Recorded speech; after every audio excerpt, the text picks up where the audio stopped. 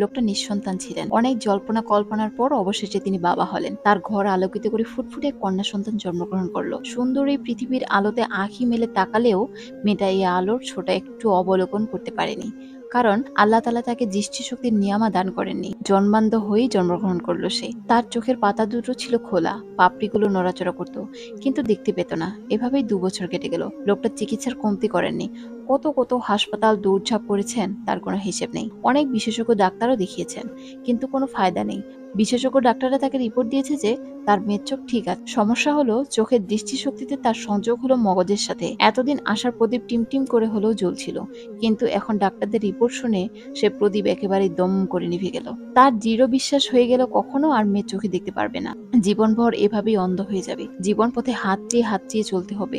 এটা ভাবতেই তার হৃদয়টা খুই করে কেঁদে উঠল। তখন রঙিন এই দুনিয়া তার কাছে ফিকে মনে হলো।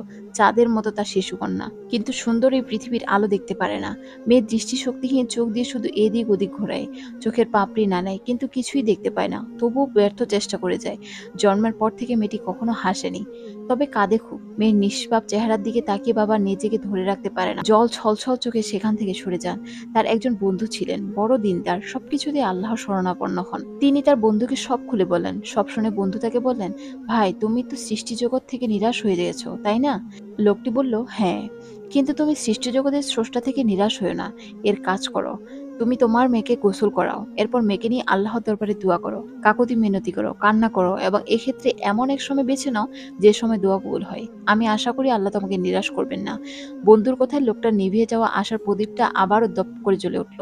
কথাগুলো তার হৃদয় জায়গা করে নিল। মনে হলো যেন তিনি তার হারানো ওষুধ খুঁজে পেয়েছেন। তিনি ঘরে ফিরে এলেন। তখন তার অন্তর ভরা ইয়াকিন ছিল যে নিশ্চয়ই আল্লাহ তাকে নিরাশ করবেন না। জুমার দিন বাদ আসর, সূর্য ডুবে যাওয়ার একটু আগে ভদ্রলোকের স্ত্রী মেয়েটাকে নিয়ে গোসলখানায় ঢুকলেন গোসল করাতে। ওইদিকে ভদ্রলোক রুমে ঢুকে দোয়া শুরু করে দিলেন। হাত উঠাতে না উঠাতেই কান্নায় ভেঙে পড়লেন।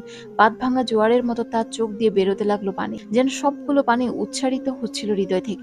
এক সময় তিনি নিজেকে আর ধরে রাখতে পারলেন না। চিৎকার করে কান্না জুড়ে দিলেন আর বলতে লাগলেন, ইয়া আল্লাহ, আমার মেয়ের দৃষ্টিশক্তি ফিরিয়ে দাও, আমার মেয়ের দৃষ্টিশক্তি ফিরিয়ে দাও।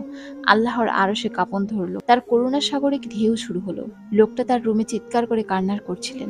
এমন সময় গোসলখানা থেকে তার স্ত্রী চিৎকার করে বলে উঠলেন, আল্লাহু আকবার, মেয়ের দৃষ্টিশক্তি ফিরে এসেছে, আল্লাহু আকবার, মেয়ের দৃষ্টিশক্তি ফিরে এসেছে। স্ত্রীর চিৎকার আর তকদিরের কথা নিজের কান্না থামে ভদ্রলোক কান পেতে শুনতে চাইলেন স্ত্রী কি বলছেন।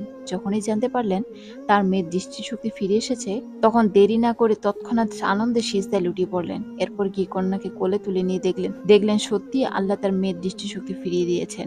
মেয়ে এখন সবকিছুই দেখতে পায়। আনন্দে তিনি মেয়েকে জড়িয়ে ধরে নিলেন। গল্পটি যে দুয়ায় আরশ কাঁপে বই থেকে।